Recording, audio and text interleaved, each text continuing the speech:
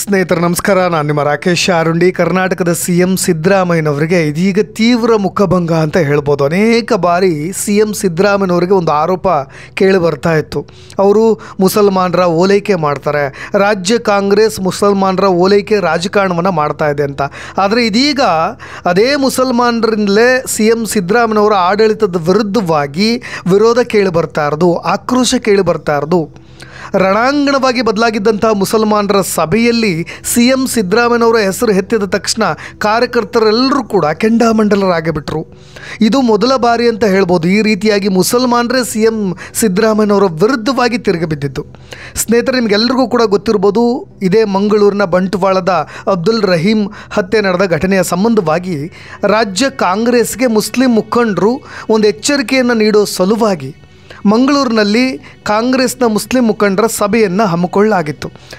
ಒಟ್ಟಾರೆಯಾಗಿ ಎಲ್ಲ ಮುಖಂಡರುಗಳು ಕೂಡ ಕಾಂಗ್ರೆಸ್ಗೆ ರಾಜೀನಾಮೆಯನ್ನು ಕೊಡಬೇಕು ಅನ್ನೋ ನಿರ್ಧಾರವನ್ನು ಕೂಡ ಅಲ್ಲಿ ಪ್ರಕಟಿಸಲಾಗಿತ್ತು. ಮಂಗಳೂರಿನ ಶಾದಿ ಮಹಲ್ ಸಭಾಂಗಣದಲ್ಲಿ ಮುಸ್ಲಿಂ ಮುಖಂಡರ ಸಭೆಯ ನಡೆಯುವ ವೇಳೆ CM ಸಿದ್ದರಾಮಯ್ಯನವರನ್ನ ಹೊಗಳಿದ್ದಕ್ಕಾಗಿ ಅಲ್ಲಿ ಆಕ್ರೋಶ ಭುಗಿಲೆದ್ದು ಬಿಡ್ತು.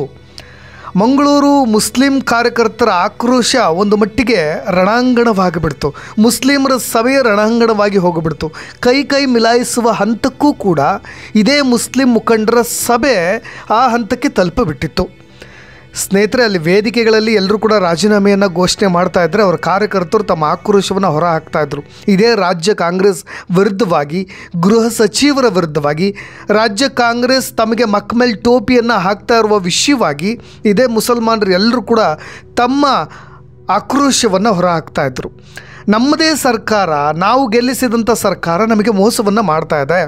ರಾಜ್ಯ ಕಾಂಗ್ರೆಸ್ಸನ್ನು ನಾವು ಅನೇಕ ಬಾರಿ ಯಾವತ್ತೂ ಕೂಡ ಕೈ ಬಿಟ್ಟಿಲ್ಲ, ಆದರೆ ಕಾಂಗ್ರೆಸ್ ಮಾತ್ರ ನಮ್ಮನ್ನು ಕೈ ಬಿಡುವ ಹಂತಕ್ಕೆ ತಲುಪಿಬಿಟ್ಟಿದೆ ಅಂತ ಹೇಳಿ. ಮುಸ್ಲಿಮರು ಅಂದರೆ ಈ ರಾಜ್ಯ ಕಾಂಗ್ರೆಸ್ಗೆ ಅಸಡ್ಯನಾ? ಯಾಕಿಷ್ಟು ಮುಸ್ಲಿಮರ ವೋಟ್ ಅಂದರೆ ಲೇಜಿನೆಸ್ ಶುರುವಾಗಿಬಿಟ್ಟಿದೆ. ಇನ್ನು ಮುಂದೆ ನಾವು ಅವರಿಗೆ ತಕ್ಕ ಪಾಠವನ್ನು ಕಲಿಸ್ತೀವಿ ಅಂತ CM ಸಿದ್ದರಾಮಯ್ಯನವರು ಇರ್ಬೋದು, ಗೃಹ ಸಚಿವರು ಇರ್ಬೋದು, ಜೊತೆಗೆ ಮಂಗಳೂರಿನ ಉಸ್ತುವಾರಿ ಸಚಿವರಾಗಿರ್ತಕ್ಕಂಥ ದಿನೇಶ್ ಗುಂಡೂರಾವ್ ಅವರ ವಿರುದ್ಧವಾಗಿಯೂ ಕೂಡ ಹರಿಹಾಯ್ತಾ ಇದ್ದರು. ಇನ್ನು ಮುಂದೆ ನಾವೆಲ್ಲರೂ ಕೂಡ ಒಂದು ನಿರ್ಧಾರಕ್ಕೆ ಬಂದುಬಿಟ್ಟಿದ್ದೀವಿ, ಮುಸ್ಲಿಂ ನಾಯಕರು ಯಾವತ್ತೂ ಕೂಡ ಕಾಂಗ್ರೆಸ್ ಕಚೇರಿಗೆ ಹೋಗೋದೇ ಇಲ್ಲ, ಇದೆಲ್ಲದಕ್ಕೂ ಕೂಡ ತಕ್ಕ ಪಾಠವನ್ನು ಕಲಿಸಬೇಕು ಅವರು. ಈ ಘಟನೆಯ ಸಂಬಂಧವಾಗಿ ರಾಜ್ಯ ಕಾಂಗ್ರೆಸ್ ಮೌನವನ್ನು ತಾಳಿದೆ. ಯಾಕೆ ಇಷ್ಟು ಇವರೆಲ್ಲರೂ ಕೂಡ ಎಷ್ಟು ನಪಂಸಕರಾಗಿಬಿಟ್ಟಿದ್ದಾರೆ ಅನ್ನೋ ಮಟ್ಟಿಗೆ ಮಾತನಾಡ್ತಾ ಇದ್ರು. ಸುಹಾಸ್ ಶೆಟ್ಟಿ ಅವರ ಕೇಸ್ ಆದಮೇಲೆ, ಕೃತ್ಯ ನಡೆದ ಘಟನೆಯ ನಂತರ ಏನೆಲ್ಲ ಬದಲಾವಣೆಗಳಾಗ್ತಾ ಇದೆ ಮಂಗಳೂರಿನಲ್ಲಿ ಅಂತ ಮುಸಲ್ಮಾನರ ಬಗ್ಗೆ ಅವ್ರಿಗೆ ಗೊತ್ತಿದೆ. ಮತ್ತೆ ಕಾಂಗ್ರೆಸ್ಗೆ ವೋಟ್ ಹಾಕ್ತೀವಿ ಅಂತ ಹೇಳಿ ಇದೇ ಕಾಂಗ್ರೆಸ್ ನಮ್ಮ ಬಗ್ಗೆ ತಲೆ ಕೆಡಿಸ್ಕೊಳ್ಳೋದಿಲ್ಲ, ನಮ್ಮನ್ನು ಮಂಗ ಮಾಡ್ತಾ ಇದೆ. ರಾಜ್ಯ ಕಾಂಗ್ರೆಸ್ ನಮಗೆ ಮಕ್ಮೇಲ್ ಟೋಪಿ ಹಾಕ್ತಾ ಇದೆ. ಆರಂಭದಲ್ಲಿ ಕಮ್ಯುನಲ್ ವಿಂಗ್ ಮಾಡ್ತೀವಿ ಅಂತ ಹೇಳಿದ್ರು. ಎಲ್ಲಿದೆ ಯಾವುದು ಕಮ್ಯುನಲ್ ವಿಂಗ್? ಅದು ಯಾವುದಕ್ಕೂ ಕೂಡ ತಲೆ ಕೆಡಿಸ್ಕೊಳ್ತಾ ಇಲ್ಲ. ಮಂಗಳೂರಿನಲ್ಲಿ ಆಗ್ತಾ ಇರ್ತಕ್ಕಂಥ ಬೆಳವಣಿಗೆಗಳ ಬಗ್ಗೆಯೂ ಕೂಡ ರಾಜ್ಯ ಕಾಂಗ್ರೆಸ್ ನಿರಾಸಕ್ತಿಯನ್ನು ತೋರ್ತಾ ಇರೋದು ಇದೀಗ ಅದೇ ಮಂಗಳೂರಿನ ಮುಸಲ್ಮಾನರ ಆಕ್ರೋಶ. ಇನ್ನೊಂದು ಕಡೆ ಅವರ ಬೇಡಿಕೆಗಳನ್ನು ಕೇಳಿ ನೀವು. ಉಸ್ತುವಾರಿ ಸಚಿವರು ಇನ್ನು ಮುಂದೆ ನಮ್ಮ ಜಿಲ್ಲೆಯವರೇ ಆಗಿರಬೇಕು. ಹೆಸರು ಬೇಡ, ನಾನು ಅವ್ರ ಹೆಸರು ತೊಗೊಳ್ತೀನಿ, ಇವ್ರ ಹೆಸರು ಅಲ್ಲ. ಕಂಪ್ಲೀಟಾಗಿ ಇಲ್ಲಿನ ಆಳ ಅಗಲ ಏನು ಸಮಸ್ಯೆ ಇದೆ ಎಲ್ಲವನ್ನೂ ಕೂಡ ಅರಿತವರೇ ಆಗಿರಬೇಕು. ಹಾಗಾಗಿ ಉಸ್ತುವಾರಿ ಸಚಿವರು ಮಂಗಳೂರಿನವರೇ ಆಗಿರಬೇಕು. ಇನ್ನು ಮುಂದಾದರೂ ಈ ಥರದ ಕೃತ್ಯಗಳ ಸಂಖ್ಯೆ ಕಮ್ಮಿ ಆಗುತ್ತೆ ಅಂತ ಹೇಳಿ. ಇನ್ನೊಂದು ಕಡೆ ಹೋಮ್ ಮಿನಿಸ್ಟರ್ ಅವರು ರಾಜೀನಾಮೆಯನ್ನು ಕೂಡ ಕೇಳ್ತಾಯಿದ್ರು. ಮೊದಲು ಈ ವೇಸ್ಟ್ ಹೋಮ್ ಮಿನಿಸ್ಟರ್ ರಾಜೀನಾಮೆಯನ್ನು ಕೊಡಲಿ. ಇವರು ಯಾವುದಕ್ಕೂ ಕೂಡ ಕೆಲಸಕ್ಕೆ ಬಾರದವರು. ಇವರ ಕಾಲಘಟ್ಟದಲ್ಲಿ ಯಾವುದೂ ಕೂಡ ಬದಲಾವಣೆಗಳಾಗಿಲ್ಲ. ಇವ್ರ ಕಾಲಾವಧಿಯಲ್ಲಿ ಯಾವುದೋ ರೀತಿಯಾದಂಥ ಅಭಿವೃದ್ಧಿಗಳು ಕೂಡ ಆಗಿಲ್ಲ. ಆ ಥರದ ಕಟ್ಟುನಿಟ್ಟಿನ ಕ್ರಮಗಳನ್ನು ಕೂಡ ಅವರು ತೆಗೆದುಕೊಂಡಿಲ್ಲ. ಹಾಗಾಗಿ ಅವ್ರ ಕೈಯಲ್ಲಿ ಏನೂ ಆಗೋದಿಲ್ಲ, ಅವ್ರು ರಾಜೀನಾಮೆ ಕೊಡಬೇಕು ಅಂತ ಹೇಳಿ ಇದೇ ಪರಮೇಶ್ವರ್ ವಿರುದ್ಧವಾಗಿ ಆಕ್ರೋಶವನ್ನು ಹೊರಹಾಕ್ತಾ ಇರೋದು. ಇನ್ನೊಂದು ಕಡೆ ಎಲ್ಲ ಮುಸಲ್ಮಾನರು ಪ್ರಚೋದನಕಾರಿ ಭಾಷಣ ಮಾಡ್ತಿರೋರು ಯಾರು ಅನ್ನೋದು ಎಲ್ರಿಗೂ ಕೂಡ ಗೊತ್ತಿದೆ. ರಾಜ್ಯ ಕಾಂಗ್ರೆಸ್ ಅವ್ರನ್ನ ಮೊದಲು ಬಂಧಿಸೋದು ಬಿಟ್ಟು, ಮೊದಲು ಹೆಡೆಮುರಿ ಕೊಟ್ಟೋದು ಬಿಟ್ಟು ಸೈಲೆಂಟಾಗಿ ಕೂತಿದೆ. ಭರತ್ ಕುಂಬ್ಡೇಲ್ ಅವ್ರ ಬಗ್ಗೆ ಇವ್ರಿಗೆ ಗೊತ್ತಿಲ್ವಾ? ಶರತ್ ಅವ್ರ ಬಗ್ಗೆ ಇವರಿಗೆಲ್ಲ ಗೊತ್ತಿಲ್ವಾ? ಅವ್ರನ್ನೆಲ್ಲ ಯಾಕೆ ಬಿಡ್ತಾ ಇದೆ? ಅವ್ರನ್ನೆಲ್ಲ ಬಂಧಿಸಬೇಕು. ಅದು ಕೂಡ 2 ದಿನಕ್ಕೆ ಜಾಮೀನು ಸಿಗೋ ಮಟ್ಟಿಗೆ ಬಂಧನ ಅಲ್ಲ. ಸೆಕ್ಷನ್ ಸ್ಟ್ರಾಂಗ್ ಇರಬೇಕು, ಅವ್ರನ್ನ ಜೈಲಿಗೆ ಅಟ್ಟಬೇಕು. ನಮ್ಮನ್ನು ಪದೇ ಮುಸಲ್ಮಾನರನ್ನೆಲ್ಲರೂ ಕೂಡ ಮಂಗ ಮಾಡ್ತಾ ಇರ್ತಕ್ಕಂಥ ಸರ್ಕಾರ ಇಲ್ಲಿವರೆಗೂ ಸಾಕು ನಮ್ಮನ್ನು ಮಂಗ ಮಾಡಿದ್ದು. ಇನ್ನು ಮುಂದೆ ನಾವು ಎಚ್ಚೆತ್ಕೊಳ್ತಾ ಇದ್ದೀವಿ. ಇನ್ನು ಮುಂದೆ ಈ ರೀತಿಯಾದಂಥ ಸಾಮೂಹಿಕ ರಾಜೀನಾಮೆಯೊಂದಿಗೂ ಕೂಡ ಕಾಂಗ್ರೆಸ್ ಕಚೇರಿ ಕಾಲು ಕೂಡ ನಾವು ಅಲ್ಲಿ ಮೆಟ್ಟಿಲನ್ನ ಹತ್ತೋದಿಲ್ಲ ಅಂತ ಹೇಳಿ ತಮ್ಮ ಆಕ್ರೋಶವನ್ನು ಹೊರಹಾಕ್ತಾ ಇರೋದು. ಇನ್ನೆರಡು ದಿನಗಳಲ್ಲಿ ಮತ್ತೆರಡು ಜೀವ ಹೋಗುತ್ತೆ ಅಂತ ಅನೇಕರು ಹೊಡಿತೇನೆ ಅಂತ ಹೇಳಿ ಕಮೆಂಟ್ಸ್ಗಳನ್ನು ಹಾಕ್ತಿರ್ತಾರೆ, ಪೋಸ್ಟ್ಗಳನ್ನು ಹಾಕ್ತಿರ್ತಾರೆ. ಇದೇ DGP SP ಮಾತ್ರ ಮಂಗಳೂರಿನಲ್ಲಿ ಚೇಂಜ್ ಆಗೋದಲ್ಲ, ಕೆಳಮಟ್ಟದ ಪೊಲೀಸರು ಕೂಡ ಚೇಂಜ್ ಆಗಬೇಕು. ಉಸ್ತುವಾರಿ ಸಚಿವರಿದ್ದಲ್ಲಿ ನಾವು ಹೋಗೋದಿಲ್ಲ, ಇಲ್ಲಿಗೆ ಇದೇ ದಿನೇಶ್ ಗುಂಡೂರಾವ್ ಅವರು ಬರಬೇಕು ಅಂತೇಳಿ ಇದೇ ದಿನೇಶ್ ಗುಂಡೂರಾವ್ ಅವರ ವಿರುದ್ಧವಾಗಿ ಕೂಡ ಮುಸಲ್ಮಾನರು ಆಕ್ರೋಶವನ್ನು ಹೊರಹಾಕ್ತಾ ಇರೋದು. ಆ ಸಂದರ್ಭದಲ್ಲಿ CM ಸಿದ್ದರಾಮಯ್ಯನವ್ರ ವಿರುದ್ಧವಾಗಿ ಅವ್ರನ್ನ ಹೊಗಳಿದ್ದಕ್ಕೆ ಅಲ್ಲಿನ ನಾಯಕರು ತಿರುಗಿಬಿದ್ದಂಥ ಘಟನೆ. ಇದೇ ಬಂಟ್ವಾಳದ ರಹೀಂ ಮತ್ತೆ ಬೆನ್ನಲ್ಲೇ ರಾಜ್ಯ ಕಾಂಗ್ರೆಸ್ಗೆ ಮುಸ್ಲಿಂ ಮುಖಂಡರು ಒಂದು ಎಚ್ಚರಿಕೆಯನ್ನು ಕೊಡಬೇಕು ಅಂತ ಎಲ್ಲರೂ ಕೂಡ ಒಂದೇ ಕಡೆ ಶಾದಿ ಮಾಲ್ನಲ್ಲಿ ಸೇರಿದ್ರು. ಸ್ನೇಹಿತರೆ, ಯಾವ ಮಟ್ಟಿಗಿದೆ ಅಂತ ಹೇಳಿದರೆ ಕಂಪ್ಲೀಟಾಗಿ ಕಾಂಗ್ರೆಸ್ ವಿರುದ್ಧವಾಗಿ ತಿರುಗಿ ಬಿದ್ದಿರೋದು ಎಲ್ಲರೂ ಕೂಡ ಒಟ್ಟಾರೆಯಾಗಿ ಮುಸ್ಲಿಂ ಮುಖಂಡರುಗಳು. ಸದ್ಯದ ಪರಿಸ್ಥಿತಿ ಮಂಗಳೂರಿನಲ್ಲಿ ಬೂದಿ ಮುಚ್ಚಿದ ಕೆಂಡದಂತ ಆಗಿಬಿಟ್ಟಿದೆ. ಕಾಂಗ್ರೆಸ್ನ ಅಲ್ಪಸಂಖ್ಯಾತ ಘಟಕದ ಅಧ್ಯಕ್ಷರಾಗಿರ್ತಕ್ಕಂಥ ಶಾಹುಲ್ ಹಮೀದ್ ನೇತೃತ್ವದಲ್ಲಿ ಇವತ್ತು ಸಭೆ ನಡೀತಾ ಇತ್ತು. ನೂರಾರು ಸಂಖ್ಯೆಯಲ್ಲಿ ಎಲ್ಲರೂ ಕೂಡ ರಾಜೀನಾಮೆಯನ್ನು ಕೊಡಲಿಕ್ಕೆ ಮುಸ್ಲಿಂ ಮುಖಂಡರು ಆ ಸಭೆಗೆ ಆಗಮಿಸಿದರು.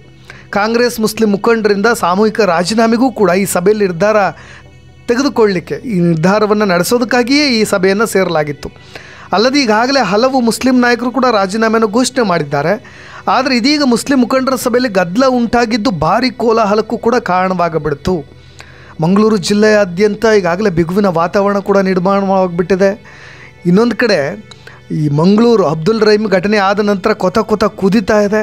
ಇನ್ನೊಂದು ಕಡೆ ಮುಸ್ಲಿಂ ಮುಖಂಡರುಗಳು ಕೂಡ ಕಾಂಗ್ರೆಸ್ನ ರಾಜಕೀಯ ನಾಯಕರನ್ನೇ ಟಾರ್ಗೆಟ್ ಮಾಡಿ ತಮ್ಮ ಆಕ್ರೋಶವನ್ನು ಹೊರಹಾಕ್ತಾ ಇದ್ದಾರೆ.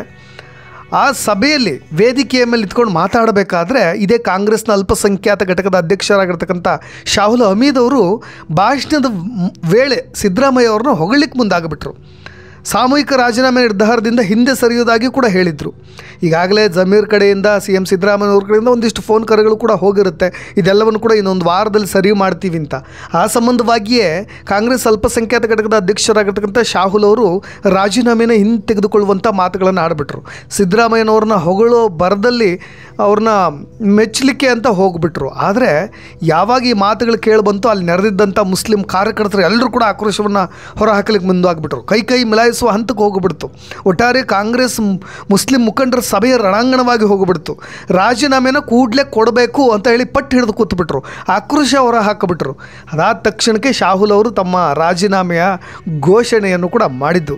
ಇವೆಲ್ಲವೂ ಕೂಡ ಹೇಗಿತ್ತು ಅಂದರೆ ಸದ್ಯದ ಮಟ್ಟಿಗೆ ಸಿದ್ದರಾಮಯ್ಯ ಕಾಂಗ್ರೆಸ್ ಸರ್ಕಾರದ ನಡೆಯ ಬಗ್ಗೆ, ಹೋಮ್ ಮಿನಿಸ್ಟರ್ ಬಗ್ಗೆ ಎಲ್ಲ ಸಿಟ್ಟಿಗೆದ್ದು ಬಿಟ್ಟಿದ್ದಾರೆ, ರೊಚ್ಚಿಗೆದ್ದು ಬಿಟ್ಟಿದ್ದಾರೆ ಅಲ್ಲಿನ ಕಾರ್ಯಕರ್ತರು ಅಂತ.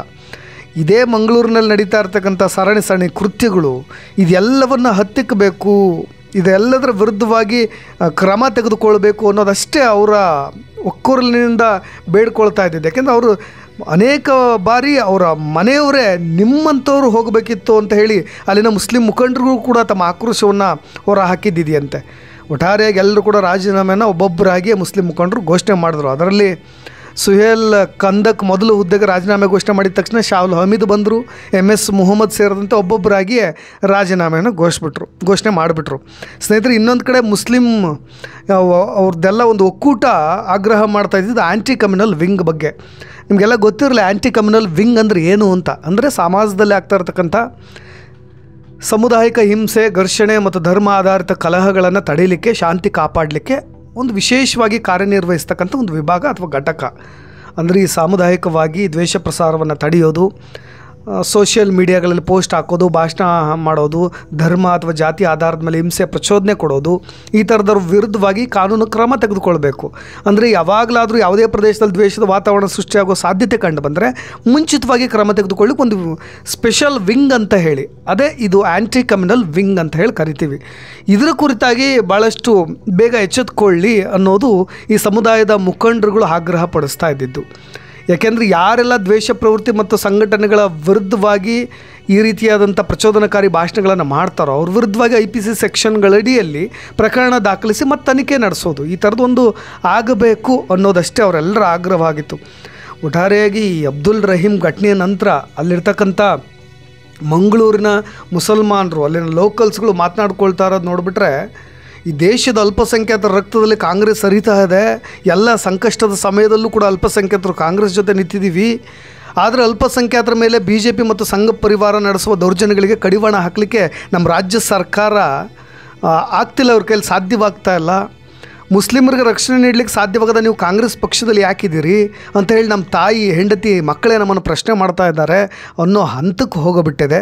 ಒಟ್ಟಾರೆಯಾಗಿ ಅಲ್ಲಿನ ಮುಖಂಡರು ತಮ್ಮ ಆಕ್ರೋಶಗಳನ್ನು ಹೊರಹಾಕ್ತಾಯಿದ್ರು. ನೋಡೋಣ ಏನೆಲ್ಲ ಆಗಬಹುದು. ಇದಕ್ಕೆ CM ಸಿದ್ದರಾಮಯ್ಯನವರೇ ಮತ್ತೆ ಎಂಟ್ರಿ ಕೊಟ್ಟು ಮತ್ತೇನಾದರೂ ರಾಜೀನಾಮೆಯನ್ನು ವಾಪಸ್ ತೆಗೆದುಕೊಳ್ಳುವ ಹಂತಕ್ಕೆ ಹೋಗ್ತಾರಾ, ಏನೆಲ್ಲ ಕ್ರಮಗಳನ್ನು ತೆಗೆದುಕೊಳ್ಬೋದು ಅನ್ನೋದನ್ನ ಕಾದು ನೋಡೋಣ ಅಂತ ಹೇಳ್ತಾ ಇನ್ನಷ್ಟು ಅಪ್ಡೇಟ್ಸ್ಗಳೊಂದಿಗೆ ಮತ್ತೆ ಬರ್ತೀನಿ. ನಾನು ರಾಕೇಶ್ ಆರುಂಡಿ. ಧನ್ಯವಾದ.